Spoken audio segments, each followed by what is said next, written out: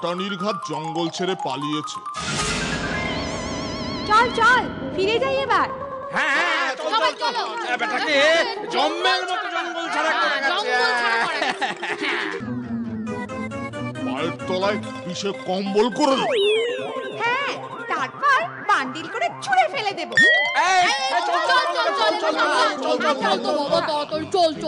চল। ওরে বাবা রে বাবা, প্রাণে বাঁচলাম। বেটাগুলো চলে গেছে, ধরতে পারলে না মেরে মুখ পরোটা বানিয়ে দিত।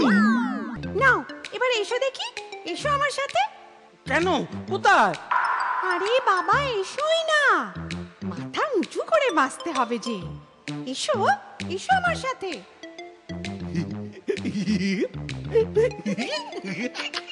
চলো চলো চলো চলো চলো চলো।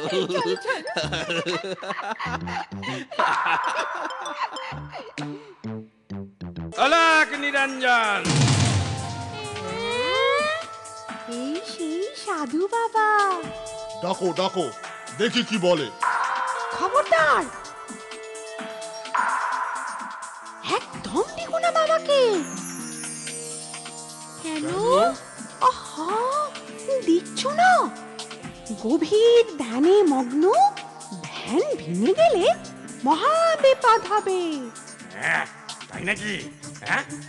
ওরে বাবা, ওরে বাবা, কি কাণ্ড বল দেখি। নাশ করেছে ওরে। আরে থাক থাক, হ্যাঁ দেখে দরকার নেই বাবা। ওরে বাবা, ধ্যান ভেঙে গেলে আর কাণ্ড কি বাবা। না না থাক, তো ঘোর অন্ধকার নেমে আসবে। হ্যাঁ অবশ্যই।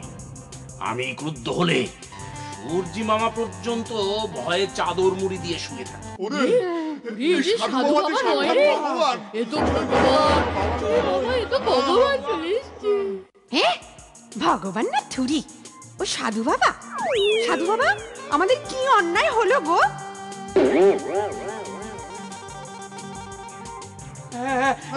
কি এমন হলো যে কারণটা কি? কারণ একটাই, তোরা স্বার্থপর। হ্যাঁ স্বার্থপর। উপায় একটা আছে।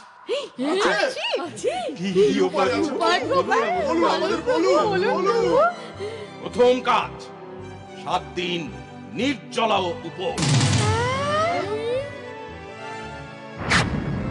কিন্তু প্রভু, 7 দিন ধরে ফল মূল খালের মাছ সব তুলে ফেললে 7 দিন পর আমরা কি খাবো প্রভু?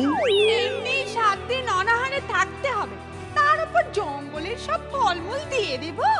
7 দিন পরে তো এমনিতেই অনাহারে মরতে হবে আমাদের প্রভু।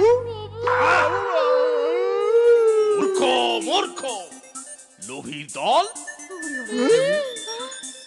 ওরে, দেবীকে তুষ্ট কর। দেবী সন্তুষ্ট হলে ওই গাছের ফল জঙ্গলের মাছ একদিনেই ফিরে আসবে রে, একদিনেই ফিরে আসবে। ঠিক ঠিক। তবে যা, আর দেরি করিস না। যা বললাম তাই কর। যা যা যা, শিগগির যা। চলো চলো চলো, আর দেরি নয়, রাতারাতি কেটে পড়ি।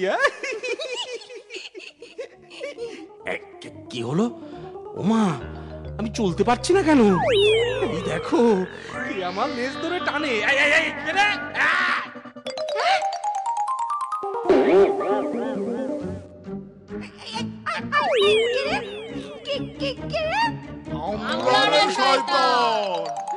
ওরে ওরে, আর করবো না রে, ছেড়ে দে।